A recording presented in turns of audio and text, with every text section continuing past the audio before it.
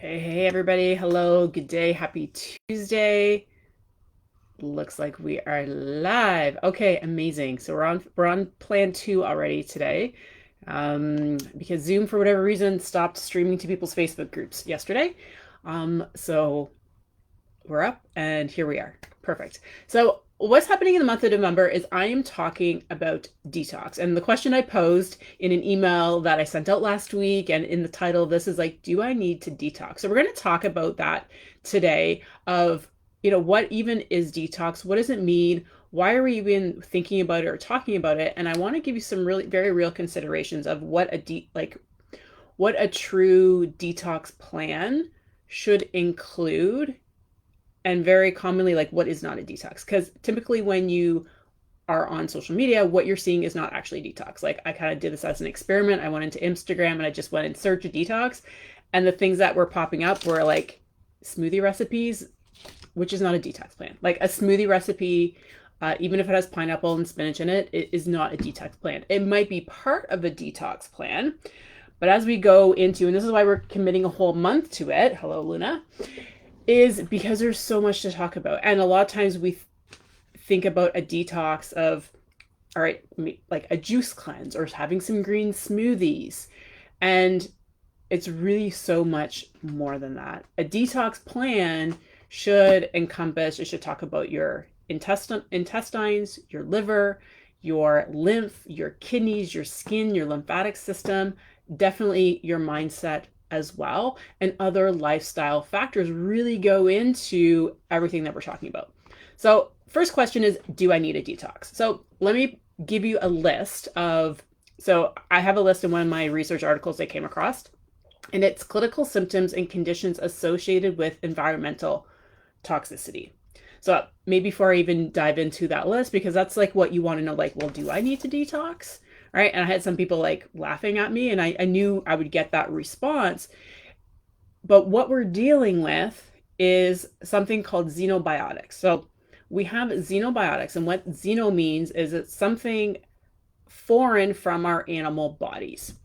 And in our lifetime, it's estimated that we're going to come in contact with between 1 to 3 million different xenobiotics. And that's not even talking about like how much.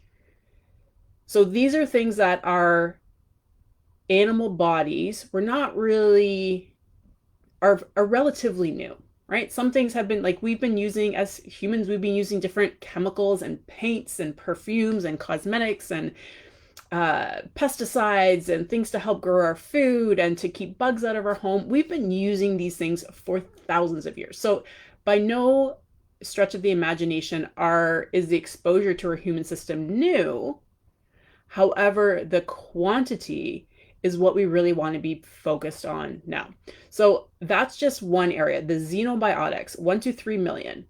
So even when you think about it, it's like, oh my goodness. Because people say, oh, we don't need to worry about detox. Why are people talking about detox? Like, you have a liver. Yes, you have a liver. And it is so freaking busy and it is so overburdened. So how do you know it's overburdened? That's the better question. And not just your liver, but your whole system in general. So here's some symptoms and conditions associated with environmental toxicity. Basically being, there's just too much. There's an overload of what your body has to deal with.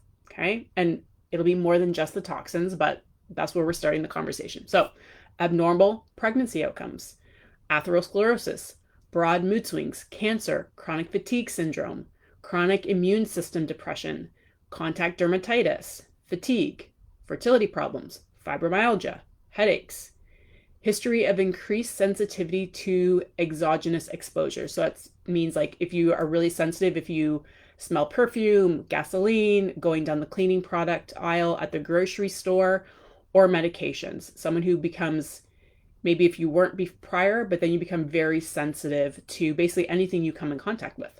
Joint pain, kidney dysfunction, learning disorders, memory loss, mineral imbalances, multiple chemical sensitivities, that's a big one, muscle pain and weakness, non-responsive or recurrent yeast infections, panic attacks, Parkinson's disease, tinnitus, unusual responses to medication, and worsening symptoms after anesthesia or pregnancy. So these are all things that if you experiencing any of these things, and so big ones for people in this group that might be watching this video is headaches, fibromyalgia, metabolic changes, joint pains, inflammations, memory loss.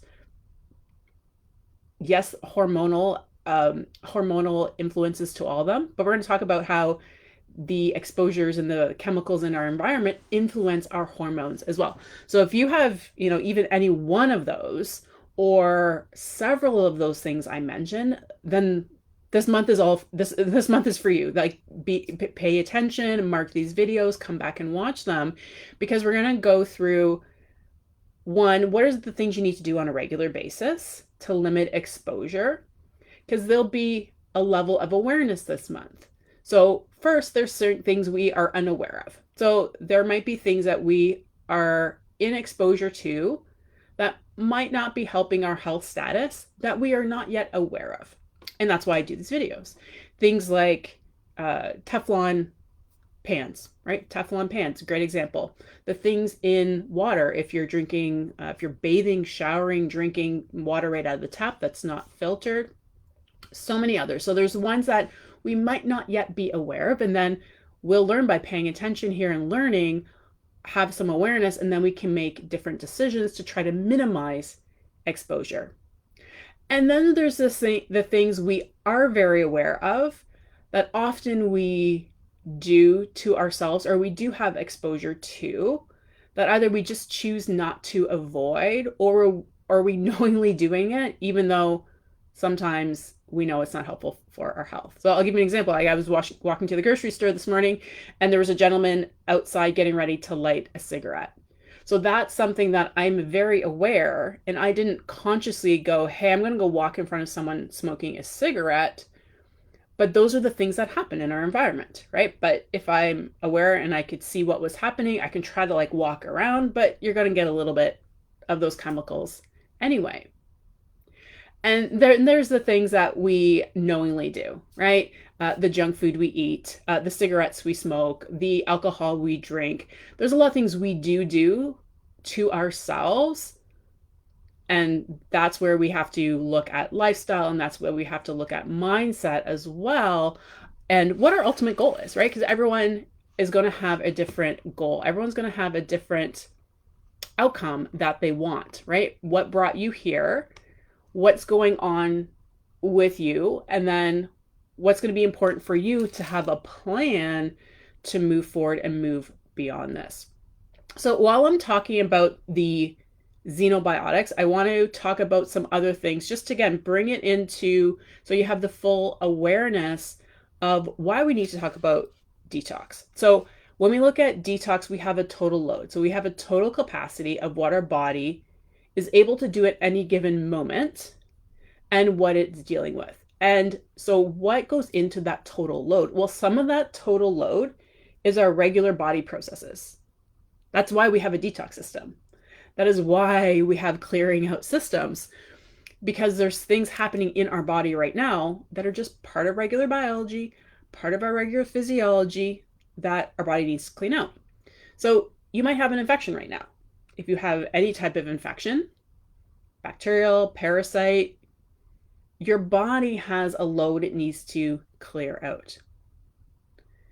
Metabolic byproducts. So ammonia, bile, bilirubin, urea, these are all natural products of our regular body's processes, and these things build up, right? I worked out this morning. So with working out, there's an increase of lactic acid.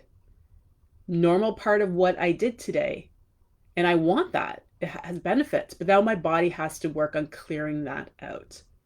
So there can be mechanical things. So one of our main detox pathways is actually our lungs, which very few people talk about.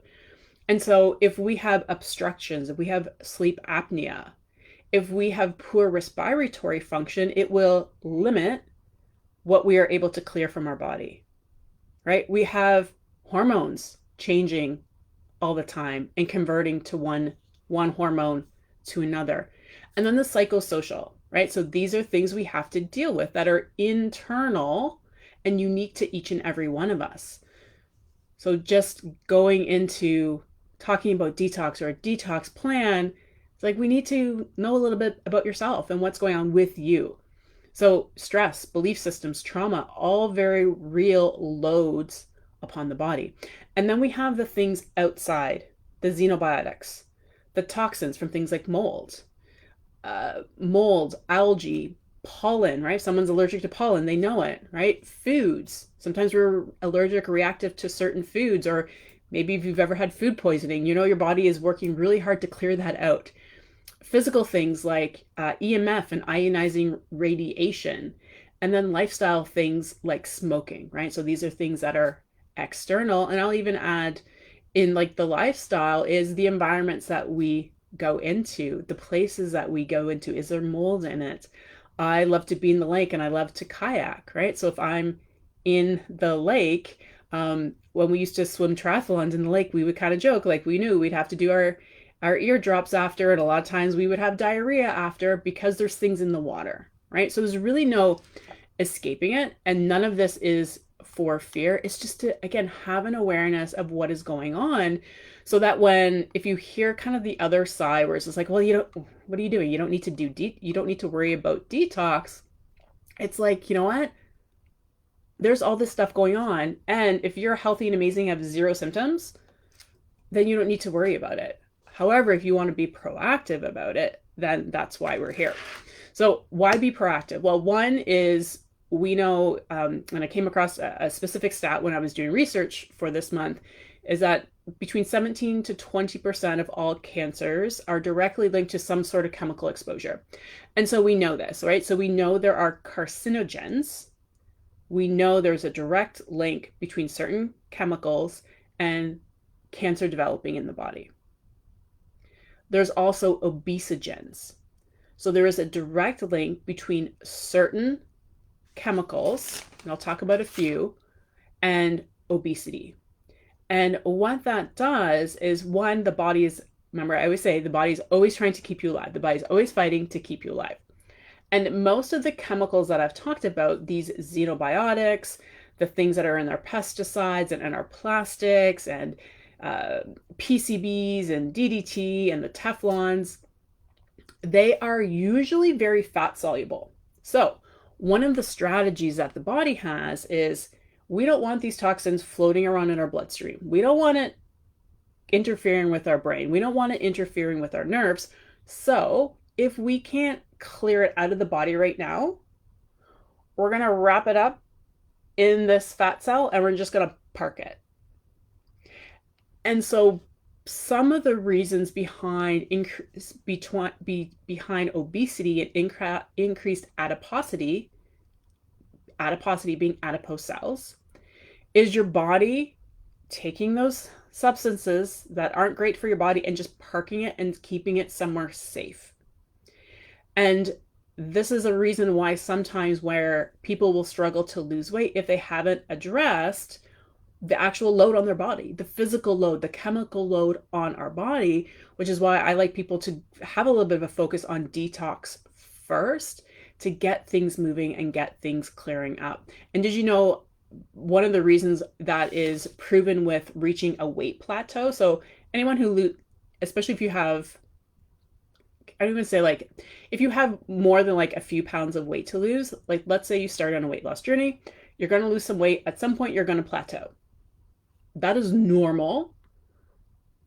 That is absolutely normal that you will plateau at some point during your weight loss phase, right? So that calls for like a rebalancing and a reshifting of focus and giving ourselves grace. But what often is happening at that plateau state is the body is saying, no, no, no, we cannot lose any more weight. So when we start losing weight, when we mean lose weight, we are really talking about losing fat, right? Burning fat. So as those fat stores get liberated, we start using the energy from our fat stores. These toxins that have been stored start becoming free. And then so the chemical level in our body actually increases. And if we reach the point that a body's like, whoa, we can't handle anymore, we can't clear out anymore, the body will protect itself and then will stop burning fat. It will stop tapping into those fat stores as a protective mechanism. And on the flip side, with those chemicals being released, it often will decrease thyroid hormones, which are critical for your metabolic processes. How do chemicals, I want to talk about in a few ways how these xenobiotics interplay with thyroid. So a lot of times the thyroid gets the blame. People are diagnosed hypothyroid. They say there's something wrong with the thyroid. A lot of times there's really nothing wrong with the thyroid. It's the messaging of the other hormones. So a lot of the xenobiotics block the receptors for thyroid throughout the whole feedback system. So the T3 is our active form of thyroid. Our thyroid only produces a little bit of T3. It produces mostly T4. And then our body has to convert T4 to T3. And that is what goes and does the job. But there's a lot of reasons why the body won't convert T4 to T3. And then the whole pathway gets thrown off the rails if the body is in a state of overload from toxins. So that's one with the thyroid. Another one is that you've probably all heard of BPA, right? Everyone heard of BPA?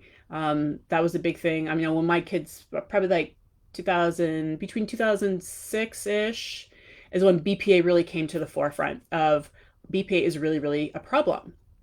And so when we consider like, oh my goodness, for how many years have we been using, was BPA in plastics primarily? And now we know it's a problem. It was labeled a carcinogen, but I'll talk about the hormones in a second. And then we've still had exposure to it. And then we have exposure to other things that are just very similar to BPA. So BPA, so most of your plastics, if you go to buy anything plastic, it'll usually have a little symbol on it that says BPA free. So how it interplays with hormones is there's something in our body called sex hormone binding globulin. And sex hormone binding globulin, among other things, our testosterone in our body, it holds most of the testosterone. So most of our testosterone in our body is bound to sex hormone binding globulin. So we have bound testosterone and we have free testosterone. How it interplays with our hormones is BPA comes in and goes to the sex hormone binding globulin and kicks testosterone off. So your total testosterone levels won't change, but your free testosterone increases. And this is believed to be one of the big drivers behind PCOS, is this increase of testosterone, which is the androgens, and tracing back to BPA and other plasticizers. So thyroid hormone, testosterone levels, and then a lot of these chemicals are called xenoestrogens. So they act like estrogen in the body, but they're external, like they came from somewhere else and they mimic estrogen in the body. So then we can get into the situation where we are estrogen dominant, where there's too much estrogen and the body's like, whoa, I got a lot of estrogen, but it's not quite your estrogen, it's external estrogen. So the body doesn't take it the same way and it throws your whole pathways off. So I've given you lots of hormonal examples. We've covered the list of things you want to be aware of. If you're like identifying with any of those things, you need to be paying attention to the detox. So today is just like an introduction. Today's an introduction and overview. And then we've got 3 more Tuesday noon mini master classes coming up. So for the next 3 Tuesdays as well, I'm going to dive into each of the topics a little deeper and really set the pathway of, all right, what do we do, right? What do I do if I want to do, like if I want to like focus for a little bit, you know what, for a period of time, 7-10 days, I really want to focus on cleaning things up, what that might look like. What are the things that we should be aware of and be mindful of and trying to do every day? And what are the things we want to make part of our routine, make part of our lifestyle so that we minimize just the load our body has to do, because our body has so much to do. So let me talk briefly about the phases of detox, because that's important on this day 101. So first of all, water. In the liver, our body has, so I'm going to talk about detox in three phases. So phase 1, phase 2, phase 3. So let's say there's a chemical And as I already mentioned, most of the chemicals that we're come in contact with are very fat soluble. And once it's in the body, it kind of then wants to stay. So to get out of the body has to make it water soluble. So it does this. It goes through phase one. It makes it a little bit water soluble, but also highly reactive. And then phase two bundles that toxin up so that it can be moved on to phase three, which is elimination out of the body. So phase one takes something that's fat soluble, makes it actually reactive, which is why we also need phase two detox, right? So it's like never increase phase one detox if you don't have phase two or phase three working, right? So this is a big detox mistake of just doing taking something because you heard it's good for detox, right? Or just focusing on one detox supplement and not the whole kit and caboodle, because you can actually run into problems if you're just amping up phase one detox and not paying attention to the rest of the whole system. Nothing in isolation, okay? Nothing in isolation. So phase two detox, it needs a lot of amino acids and it needs a lot of energy production for that to happen. I like to think of it as like a garbage bag, right? So it's like let's use my 13-year-old son as the example, right? It's like, hey, you got to clean the stuff out of your room, right? So what does he do? He's like gathers it all up, puts it in a pile. We could liken that to like phase one, right? Well, phase two is actually like the putting it in the garbage bag. Okay, so it's in the garbage bag, but it's still sitting in the hallway outside of his room. Phase three is actually taking it out of the cell, out of the house, to the street for the garbage man to pick up, or into the garage to wait till it's garbage day. So at any point along the way, if I'm out of garbage bags, or someone's just too tired, there was too much work cleaning up, that we can't even proceed with that next step, then the garbage is still going to sit there. If phase two does happen properly and gets gathered up, and now it's in a bag and it's ready to go, right? So once something is in phase two and it's ready to go, it's going to leave by the kidneys, or it's going to leave by the stool. We're going to poop it out, okay? Then there are certain bacteria, there's certain enzymes produced by some bacteria in our gut, which can rip those garbage bags open. That's like the raccoon or the squirrel or the seagulls getting into the garbage bag as it's sitting out at the road waiting for the garbage man to come pick it up the next day. Everyone else had that happen? You go out and you're like, oh my gosh, now I have this big mess. Even though we had done all the work, the garbage bag is sitting there, and now we have a whole big mess again, and now I need to go get a new garbage bag and I need to pick it up. The same thing happens with our body as it's trying to clear out toxins. So any break in this process is going to leave you not feeling well. So phase three is, are you peeing enough? Is your urine a light pale yellow? Are you pooping every day? Is phase three open? Phase two, do we have the right amino acids? Is our body making energy? Do we have B vitamins? Very B vitamin dependent. Phase one, very antioxidant dependent. So that middle phase, from phase one to phase two, like we need a lot of antioxidants to make sure things aren't getting off trail. So we need antioxidants. So this is why doing a 3-day juice cleanse is not a well-rounded, balanced detox plan. There's time and place for just about everything. But what a 3-day juice cleanse does not have is protein. It does not have amino acids. It's not necessarily balanced in all the micronutrients that your body needs. Again, time and place.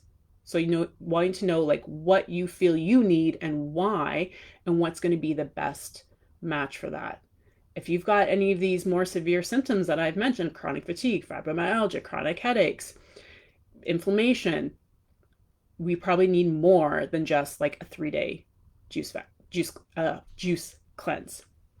Okay, let me just look at my notes real quick. Okay, yes, I was talking about phase two.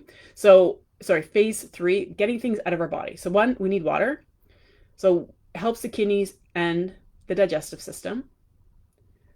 Our kidneys are a huge detox organ. Again, we think stool, we think liver. A lot of times we forget to even think about kidneys. We forget to think about the lungs, the lymphatic system.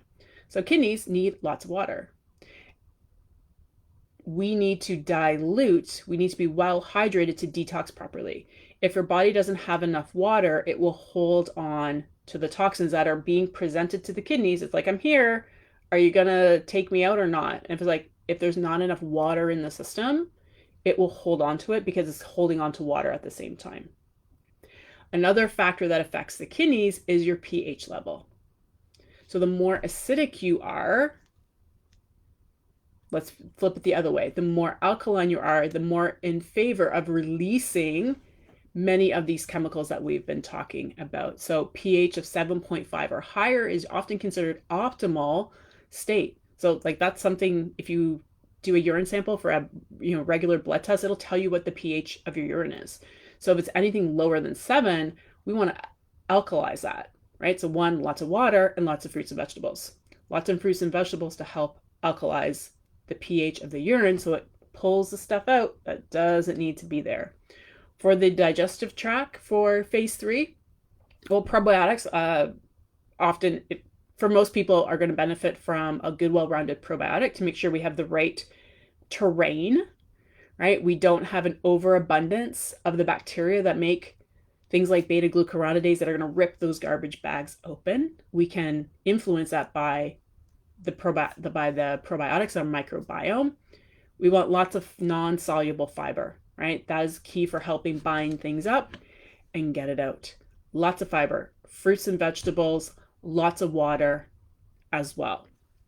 So what can we do about all of this? Well, we're going to cover more as we go in through this month of what you can do, right? So putting ourselves into a state that it can detox optimally, because it can, right? It's doing it every minute, like whether you like it or like you don't have to do anything, it's just happening right now. Like you're breathing, like there's blood going to your liver.